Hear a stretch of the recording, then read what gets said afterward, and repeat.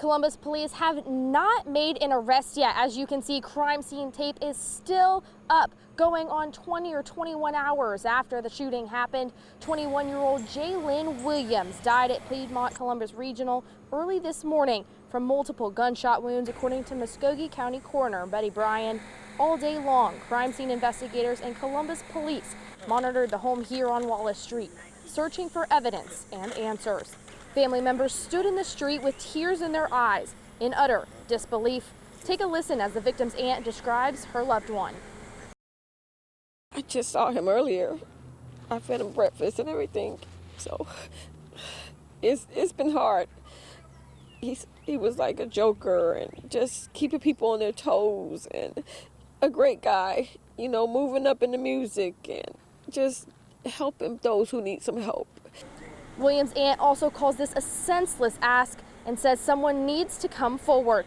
Police say they've interviewed many people but are still asking for the public's help with any information they may have. If you know anything, you're asked to call the homicide unit at 706-225-3400. Of course, we'll continue to bring you updates as we learn more about this murder investigation. Reporting in Columbus, Samantha Serban for News Leader 9.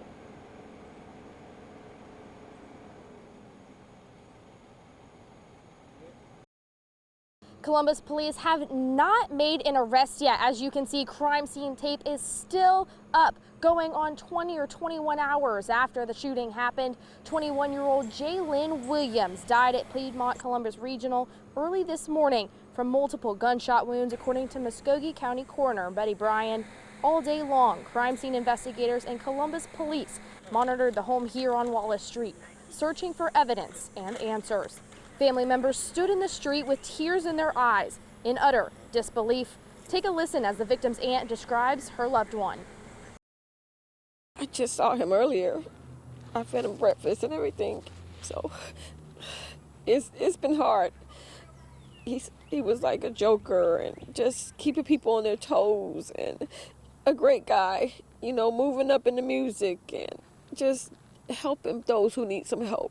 You won't find nobody better than him. He's willing to give you anything, and he'll give you his last if he had it. You know what I'm saying? He's not disrespectful anyway. He don't do nothing bad to no people. You know, he just sits and minds his own business. So really, this was unnecessary. It wasn't no cause behind this. It was nothing but envy and hate, if you ask me. Williams' aunt also calls this a senseless ask and says someone needs to come forward. Police say they've interviewed many people but are still asking for the public's help with any information they may have. If you know anything, you're asked to call the homicide unit at 706-225-3400. Of course, we'll continue to bring you updates as we learn more about this murder investigation. Reporting in Columbus, Samantha Serban for News Leader 9.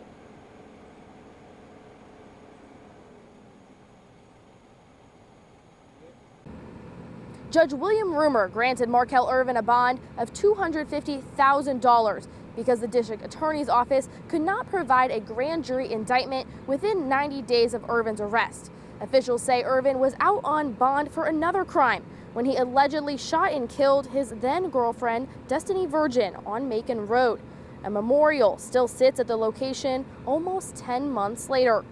Assistant District Attorney Mark Anthony says most offenders receive some kind of bond, but most of the time they remain in jail because they can't afford it. When asked why an indictment wasn't provided within 90 days, Anthony says, quote, "A case that is indicted prematurely to prevent a defendant from being entitled to bond could then be forced to trial within a very short window of time should opposing counsel file a statutory demand for speedy trial, which would invariably lead to disastrous results for the prosecution and the victims." Irvin is facing charges of murder, kidnapping, aggravated assault, and burglary. As of now, he is still in jail. Anthony says he does not know when this case may go to trial. We'll keep you updated as we learn more information. Reporting from the Muskogee County Jail, Samantha Serban for News Leader 9. Congressman Sanford Bishop and Drew Ferguson are in town visiting the Ralston with Columbus Mayor Skip Henderson. Today they took a tour of the common areas as well as rooms in the 10-story building, and they say they were disgusted A recent verdict here in Muskogee County has the owner of the building, PF Holdings, required to pay $125 million to the family of a former resident whose death resulted from overheating in his apartment, which was 98 degrees. The congressman told us an inspection performed less than a month ago noted the residence does not meet the, quote, decent, safe, and sanitary standards required by the Department of Housing and Urban Development. It is absolutely unacceptable. When you walk through, ceiling tiles are missing, there's exposed wiring, there's exposed pipes. All of that's completely unacceptable. And it is not something that you would want your family to live in. We shouldn't ask our fellow Americans to live there either. The owner of the Ralston has 60 days, according to the congressman, to take action and start the process of cleaning this place up before one of several things could happen, including the possible cancellation of the contract with the Department of Housing and Urban Development. Of course, we'll continue to follow this story and bring you any updates as we get closer to that 60-day deadline. Reporting in Columbus, Samantha Serbin for News Leader 9.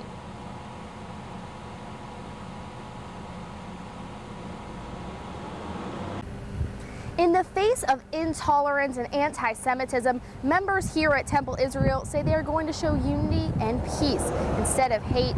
On Tuesday morning, one member of the synagogue found these flyers plastered around her house of worship. They show red, white, and blue symbols and say patriotfront.us, which is a known white supremacy group. The temple's rabbi, Beth Schwartz, says the Jewish community has been in Columbus since the city's formation. I am offended, I'm angry. Part of me wants to say, how dare they dishonor our community? How dare they dishonor Columbus by trying to divide us? Rabbi Schwartz says the congregation will not let this incident divide them, but instead bring them together stronger than ever. Schwartz says she would even like to teach the perpetrators about love and inclusiveness to promote the temple's values over the white supremacist group's values. Unfortunately, this is not the first incident from this white supremacist group here in Columbus. According to the Anti-Defamation League, this is actually the 5th incident so far this year. Reporting in Columbus, Samantha Serbin for News Leader 9.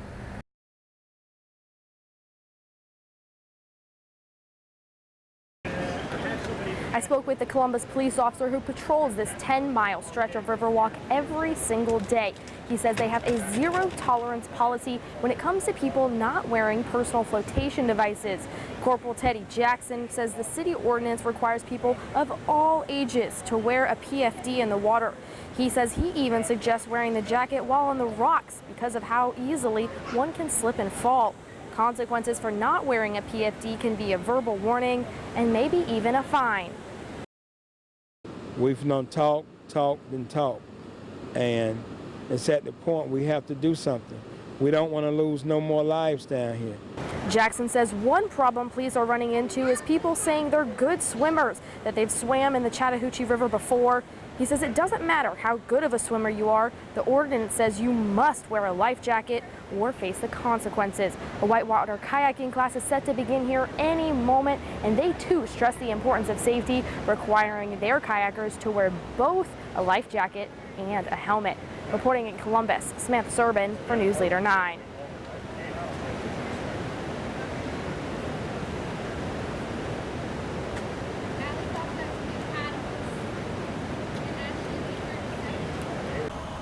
Dion Carter's mom sat in the courtroom today with tears in her eyes. She tells me she feels like justice has been served, but not closure because of the suspect's casual demeanor in the courtroom. It was like it was a joke to you. I'm sorry. My heart breaks for his family, but it was like it was a joke to you. And this was not a joking matter. Because of his remorselessness and his attitude about the whole affair, the fact that he's committed all of his crimes while armed, the fact that he seems to enjoy shooting people. Tyquez Davis is now convicted of felony murder for the death of 30-year-old Dion Carter.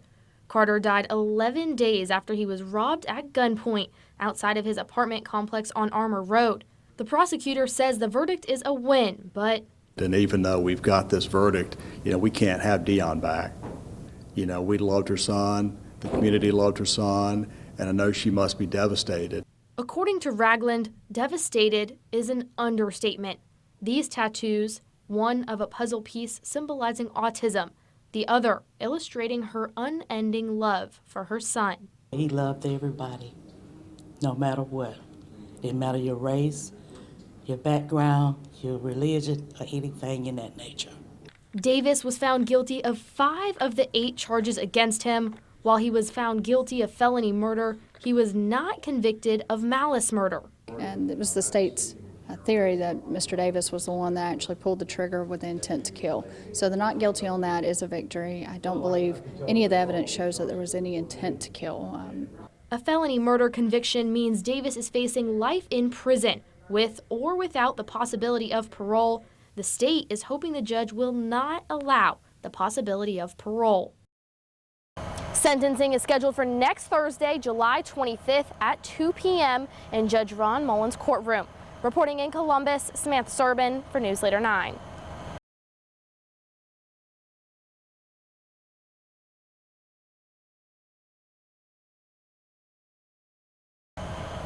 Suzette Ragland was in tears this morning as the court read out the jury's verdict, finding Tyquez Davis guilty of murder in the death of Ragland's son, Deon Carter.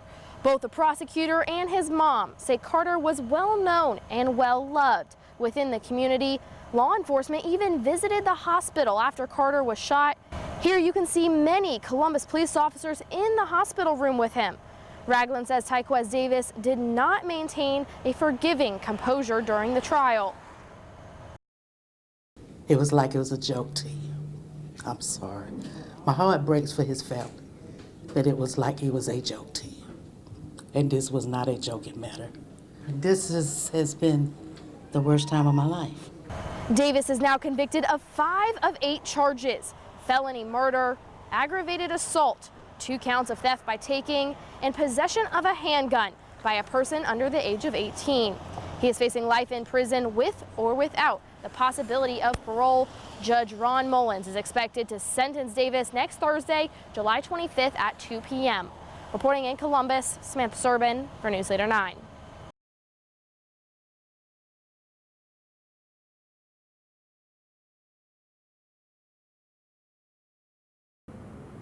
Arian Trice's mother is offering a cash reward for any information leading to the arrest of her son's killer. Trice was found in his car, shot dead here at the Greenleaf apartment complex in Phoenix City on May 12th.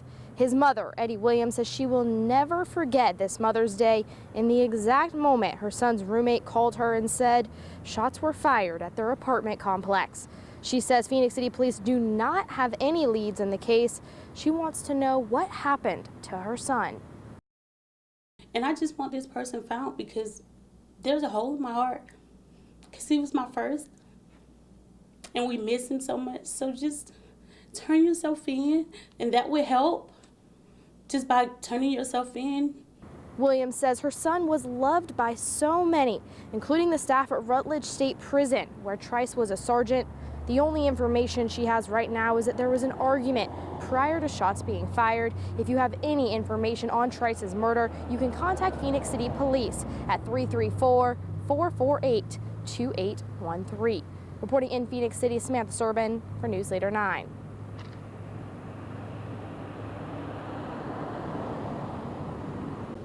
Several victims took the stand today, one of whom claiming to have been shot by the defendant, Tyquez Davis. Davis is facing 15 charges, including multiple burglaries, aggravated assault, and murder for the death of Deon Carter. Witness and victim Michael Miller says he was returning home for lunch in August 2016 when he saw 2 men exiting his laundry room with his TV. He says he told the burglars they messed with the wrong person that day, but as he went back to his truck for his weapon, he was shot. You see the person who started shooting at you in the court. Were you pointing out the jurors and describing please? Davis right there. He had on red shirt that day also, but he had black in. Do you have any doubt that the man that shot you was sitting over there at that table? No. Miller also provided a Facebook Live video to police as he had mutual friends with Davis online. The video appears to show the defendant exhibit several guns allegedly stolen while riding inside of a stolen vehicle. He's facing charges for those crimes as well. Closing arguments are expected to begin Tuesday. Reporting from the Government Center, Samantha Serbin for News Leader 9.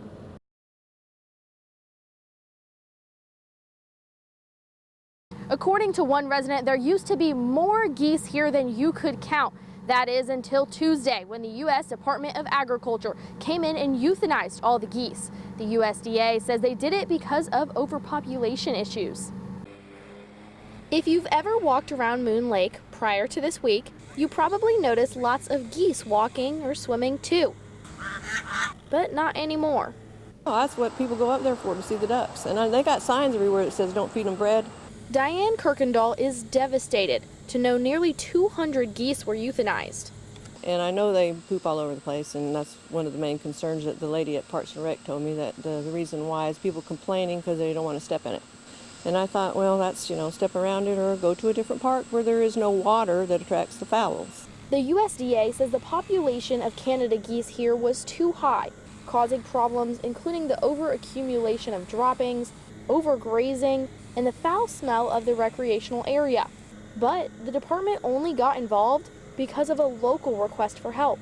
We were getting a lot of complaints about people trying to use the park and having to walk through goose feces to do it, and children playing out there. And like I said, it becomes a health hazard. You have to take action. The USDA says relocation is not an option because of the bird's migratory nature.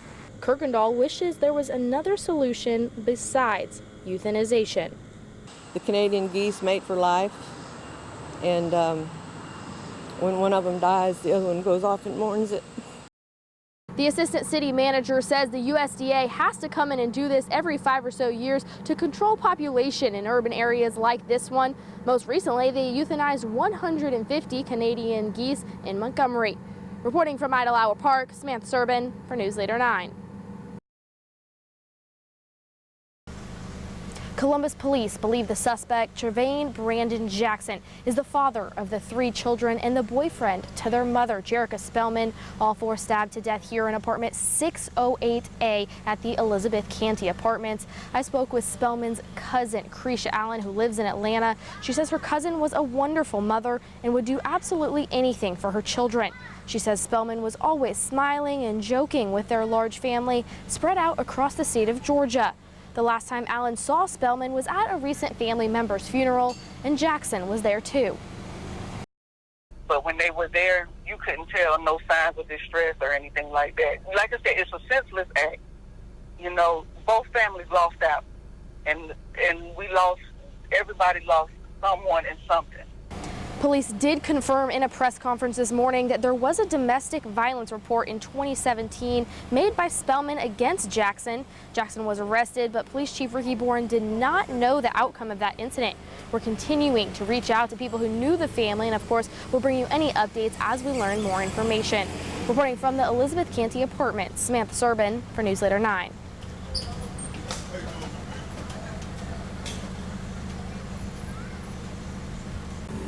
Typically, own recognizance bonds are given out in traffic matters and minor crimes, not murder. Basically, it means that the suspect, Quadarius Strong, was able to get out of jail without paying a dime. Here's a little background on the case. Police say Quadarius Strong drove the victim, 24-year-old Ronnie Brooks Jr., to the hospital after he was shot February 8th on Park Trester Drive off Buena Vista Road. Since Strong is stationed at Fort Benning, he's being held there instead of the county jail. He has a condition. He's still active duty military, so he has a condition that he stay on Fort Benning and basically be confined to the barracks. I don't think there was ever an assumption or ever even a thought that Mr. Strong was the individual who had inflicted the wounds that caused this individual's death. It's expected to take about 8 weeks for Strong to be processed out of the Army. We'll continue to bring you any updates as he heads back to the courtroom. Reporting from the Muskogee County Jail, Samantha Serbin for News Leader 9. Henry Warren works as a mechanic here on Horn Farms in Andersonville, Georgia. He says work this morning started out like any other day until he heard a loud boom sound and went out into the pecan fields to investigate what may have caused the noise. He said what he saw was unlike anything he's ever seen before. He says there's only been one other plane crash in this area for as long as he can remember. And according to him, no one was hurt in that crash. Take a listen as he describes what he experienced this morning. Well, I was working when I heard the noise and all that then. So I come out, it sounded like a big bang. And so I got out and I got on the police and I went back there and seen all parts of the plane all over the ground and all, and part of the debris in the tree. Well, the wheels, you got wheels over this way, part of the plane scattered something everywhere. And some white stuff in the trees and all that there. Warren says this was one of the scariest things he's ever experienced. He knows those images from the crash site will stay with him forever. He even went as far as saying he's sure he'll dream about the debris scattered around the fields. Officials say the plane was damaged beyond recognition, and they are now working to identify the 2 victims whose lives were taken in the crash. We're told this scene will be active well into this evening and into the morning as well. Of course, we'll continue to bring you the latest information as we learn more about what may have caused this crash and the identity of the 2 victims. Reporting in Andersonville, Samantha Serbin for News Leader 9.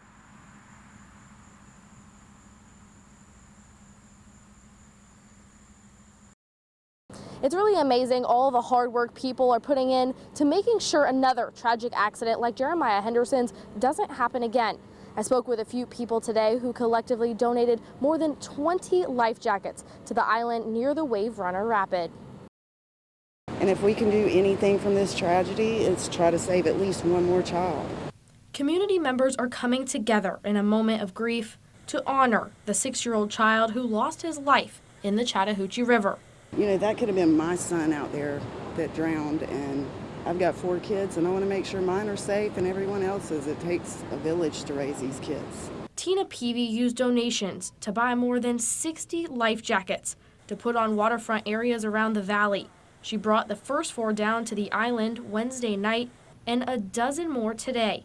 The other 40 jackets will go near different lakes and other entry points to the river.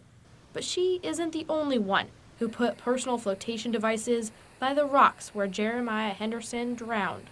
Because a lot of tourists go down there, right, and they don't have access to a jacket. They don't bring a jacket with them, so they're there for their use. On a day like today, with all the boats out, the island's probably going to be packed, and people bring their kids to watch the fireworks and everything, and it only takes a split second on those rocks when they're slick, and when you go in that current, it sucks you under in no time, and you get a life jacket on that's going to prevent them from going under.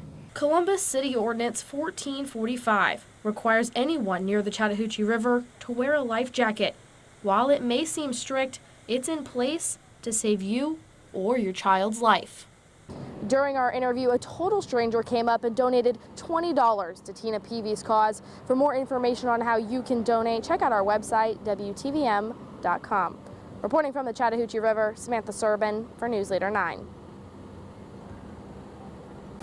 Several agencies worked tirelessly to find the 6-year-old boy after he fell into the water. But there were also people behind the scenes working to do whatever they could do to help the Henderson family just make it through the day. After more than 36 hours of agony, the family of 6-year-old Jeremiah Henderson can begin their grieving process. Officials recovered Jeremiah's body from the Chattahoochee River Tuesday morning. Starting Sunday night, teams of boaters, divers, and helicopter crews searched the river. Where the child fell in and where we found him is 10 miles. So that's a lot of water to cover. But it was more than just first responders who came out to help. Got a few trays of barbecue and we took it to the family. We took some waters, some ice. Brianna Stoner says when she heard what happened, she and other Army wives thought saying thoughts and prayers on social media wasn't enough. They wanted to help firsthand. And I know it's not much. Obviously, it can't replace the life of a child. Jeremiah's family isn't ready to speak publicly, but say they are thankful for everything the community has done for them, including paying for hotel rooms for family members who traveled to Columbus. Stoner and Watson both hope this accident will bring awareness to just how dangerous the river can be, especially if you're not wearing a life jacket. We've never recovered one body that had a life jacket on. I just hope that this is a learning experience for everybody in the community, honestly. Jeremiah's death makes for the 4th drowning in 2019, the 3rd this year in the Chattahoochee River. Reporting from the Chattahoochee River, Samantha Serbin for News Leader 9. 19-year-old Marquez Clayton, 18-year-old Ladarius Render, and 16-year-old Cavante Daniels are accused of the murder of Kenneth Moore, who was shot in his home in December 2017. Officials say Moore entered his home as the 3 suspects were allegedly inside. Police found Moore in his doorway, suffering from gunshot wounds. He succumbed to those injuries on New Year's Day 2018. The 3 teens have been in court for just over a week now. The jury was out all day today deliberating and came back in several times with questions. I think they're talking about Mr. Devin Burton's interview. Ordinarily, we would replay it. It would have to be in the courtroom. Is the state in a position to replay it? After replaying several interviews today, defense lawyers told me they thought the jury would be back with their verdict before the day was over. Defense lawyers also say there were no fingerprints on the weapon used to shoot Moore. Therefore, it is up in the air as to who pulled the trigger. The jury did decide to go home for the evening, and they'll reconvene tomorrow morning at 8:45 to continue their discussions. Reporting in Columbus, Samantha Serbin for News Leader 9. Carla Watts says her father-in-law had severe post-traumatic stress disorder from his time as a Marine in Vietnam. She says he believes he didn't deserve a proper military burial, and that's why she thinks he alienated his children and told hospice he had no one. Prior to going into the military, the whole family talks about what a great man he was, and he came back a changed man. Billy Watts served in the U.S. Marine Corps for 6 years and spent considerable time in Vietnam, earning 2 Purple Hearts. A helicopter could fly over the house and he would hit the ground. That's, just from being over there for that length of time. Anytime he heard anything like that, you couldn't do fireworks around him. Things like that would just set him off. Watts died earlier this month, and because he told hospice he had no family, no one was informed of his death. He was buried as a pauper in Columbus. Carla Watts believes Billy's post-traumatic stress disorder, or PTSD, is the reason why he pushed his kids away over the years and alienated everyone else. They had his card showing he was a veteran. So regardless of whether he had any family or not, he still deserved a proper burial. He could have been put in Fort Mitchell, basically the same situation as what happens at the pauper cemetery, but he would have had his headstone that he earned. Nobody needs to be buried alone. You don't need to make that last journey by yourself. An honor guard, a flag folding, Patriot Guards, whatever we need to do to make sure that a military member does not go alone. Veteran and family advocate Wayne Womack, along with Watts, hopes this situation will jumpstart a conversation about how veterans are cared for in our community, especially those with PTSD. Like I said, he's got 6 kids, 13 grandkids. Maybe if he had been able to talk to someone about everything that has gone on and his PTSD. Today is National PTSD Awareness Day. Carla Watts says the condition is the reason why her father-in-law told hospice he had no one to inform of his death. Watts theorizes her father-in-law didn't believe he deserved to be buried with military honors, and now the family is working to prove him wrong, get him moved back to his hometown and buried with full military honors. Reporting in Columbus, Samantha Serbin for News Leader 9. Billy Watts spent 6 years in the Marine Corps in Vietnam. Here in the States, he had 6 kids at home. His eldest son says Billy came home from war a changed man. Carla Watts says she and her husband had not talked to Billy in more than 15 years because of his post-traumatic stress disorder. She says he would drop to the ground the moment a helicopter flew over or if a firework just went off nearby. Billy died over 2 weeks ago. He told Columbus Hospice he had no next of kin to inform.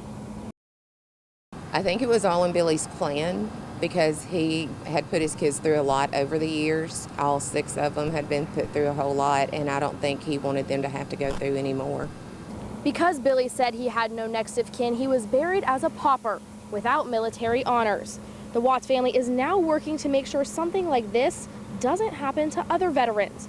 Although they're gathering the funds to move Billy to his hometown and bury him with proper honors, not everyone can afford that. The Watts family hopes by sharing their story, a conversation can be started about regulations for the proper burial of our military members, those who have family and those who don't. Reporting in Columbus, Samantha Serbin for News Leader 9.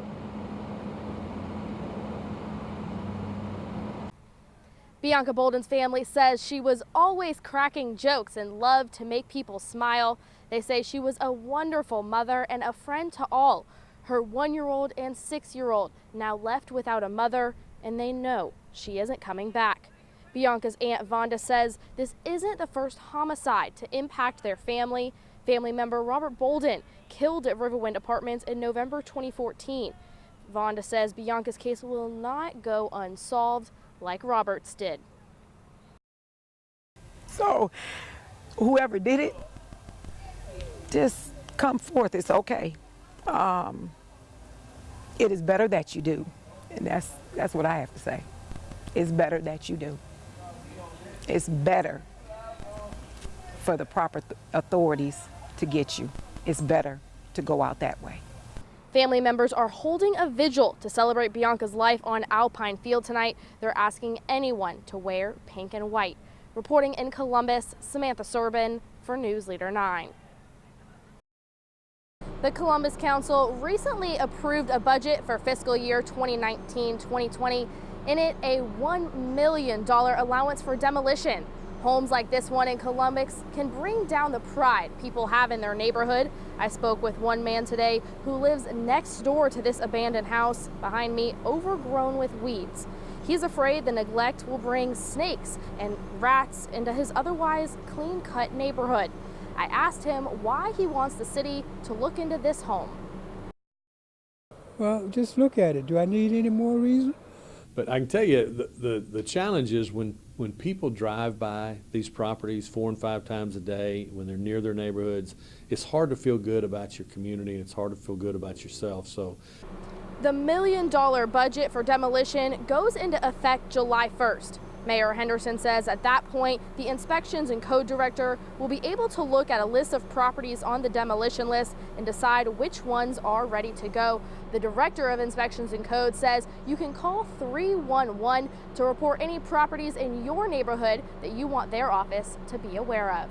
Reporting in Columbus, Samantha Serbin for News Leader 9.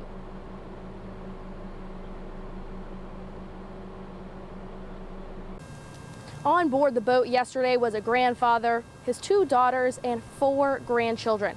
I spoke with Courtney Bryan, the mother of the 4 children. She says her family has gone out on the boat for as long as she can remember. Her children raised on the water. Because of the weather, she says, they only stayed out on the lake for about 20 minutes before deciding to come in. She could tell something was wrong with her father as they started back toward the marina. He was driving too fast. But something medical happened where he did not respond. And by the time we were, yelling and trying to get to the key or the throttle or anything, we were going too fast and it was too late. Brian says they are still waiting for test results to return back for her father to fully understand why he blacked out on the boat. The Georgia Department of Natural Resources confirms no drugs or alcohol were involved. As for her 2 children still in an Atlanta hospital tonight, her 6-year-old had a brain bleed, which is thankfully now stopped, as well as skull fractures. Her 8-year-old has a broken femur. She says thankfully everyone is alive. The accident could have been a lot worse. Reporting from Lake Oliver Marina, Samantha Serbin for News Leader 9. Local store owners say CBD can help with pain, stress, and sleep without the high of marijuana or the chance of addiction from opiates. The Georgia House says CBD is legal as long as there is less than 0.3% of the THC component, which makes marijuana consumers high. With stores geared towards selling the supplement popping up all around the valley. One store owner told me today it's important to do thorough research before buying the expensive product. Whatever they got, sore knees, sore backs, sore wrists, arthritis in their hands, we allow them to put it on and sample it to make sure that it's working before they buy. CBD products can take a variety of forms. There's creams, gummies, and liquids available, but it comes at a steep price. A single piece of candy can cost just over $1. Some products that dissolve in water can cost hundreds of dollars. Now, like I said, CBD is legal as long as it has less than 0.3% of that THC. Some stores, though, are selling products with zero THC. Reporting in Columbus, Samantha Serbin for News Leader 9. The Center for Substance Abuse Research says GHB is very easy to overdose on. Small amounts can cause drowsiness. Large doses can lead to death. More than 2 gallons were found by law enforcement in Tallapoosa County, 1 gallon found here in Lee County. They arrested 7 people in connection to the crime. The colorless, odorless liquid can be easily dropped into people's drinks without them knowing. One father I spoke with today is determined to find a product to help with scares like this one. And if you had a drink or what have you, you could actually dip it in the drink and it will tell you if the drink had been compromised with a date rape drug or any other type of chemicals. Bartenders and restaurant employees in town say they do their best to watch out for people drugging drinks. I visited numerous places in Auburn today to see if I could find a product like the one Michael Pierce described to help students stay aware. I couldn't find it anywhere, but I was able to find a product online for less than $10. You just take the piece of paper out of the packaging and place a drop of the liquid you're about to drink on it. If the paper changes colors, there's a drug in it. Reporting in Auburn, Samantha Serbin for News Leader 9.